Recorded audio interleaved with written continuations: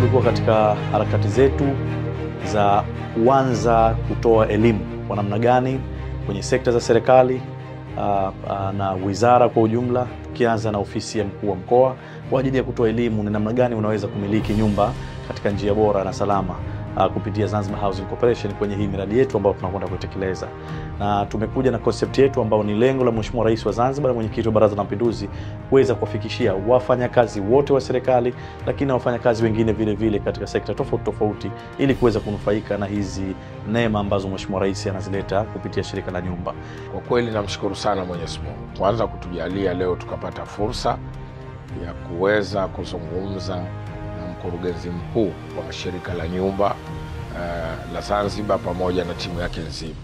Na hii nilifanya intentionally kama kiongozi wa serikali ya mkoa, mimi na kamati yangu ya usalama, kumwalika mkurugenzi ili kuja kuzungumza na sisi na kupata elimu juu ya swala zima la masuala ya nyumba hizi za makazi. Hii ni concept ya public servant, tunaita public servant housing scheme, ambayo itakuja kumwezesha mwananchi kuweza kukatwa kwenye mishahara yake kidogo kidogo kulipia kwa muda miaka 25.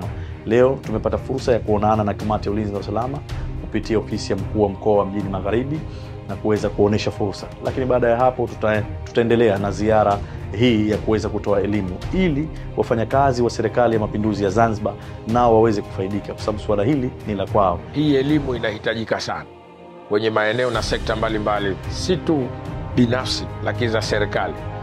Manake leo tumeweza kuhitimu sisi na wafanyakazi wetu, hata yule mfanyakazi wa chini kabisa.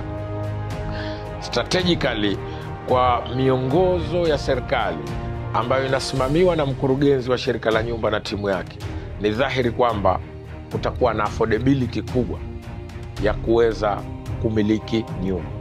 Kwa hiyo niwatoe wito kwa wenzangu vile vile watupokee watakapokuja maafisa wa shirika la nyumba, waweze kuwapokea ili waweze kupata elimu hii ya kuweza kujua namna gani wanaweza kuform ile scheme ya kuweza kupata nyumba kupitia shirika la nyumba kwa kulipa kidogo kidogo kupitia mishahara yao. Nyumba hizi kama wanavyosema watu sio za matajiri, hapana.